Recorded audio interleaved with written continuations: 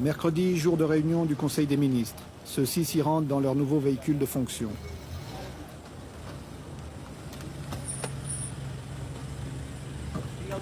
En effet, là aussi, pour montrer qu'on veut rompre avec d'anciennes habitudes, d'anciens privilèges, les Mercedes, symbole du pouvoir utilisé par les précédents régimes, ont été remplacés par des R5.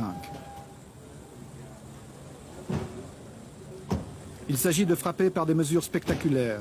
Le président a même décidé de faire de la Cadillac décapotable de son prédécesseur l'objet d'une tombola nationale. Ainsi, celui qui l'aura gagné pourra-t-il l'utiliser sans être soupçonné d'enrichissement illicite. Outre le capitaine Sankara, l'équipe gouvernementale est composée de militaires et de civils.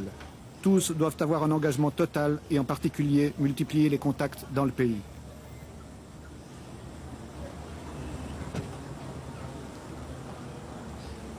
Tous les ministres civils ou militaires sont armés. Ils ont reçu une Kalachnikov que certains emportent même aux réunions du Conseil. Chacun a d'ailleurs suivi un entraînement militaire pendant quelques jours. La vigilance est de mise pour chacun dans un climat d'insécurité. Autre mesure de précaution, les lieux où se tiennent les conseils des ministres changent constamment. Ils ne sont connus qu'une demi-heure avant l'heure prévue. Le travail des ministres est chargé. Le programme qui est proposé aujourd'hui est austère, difficile.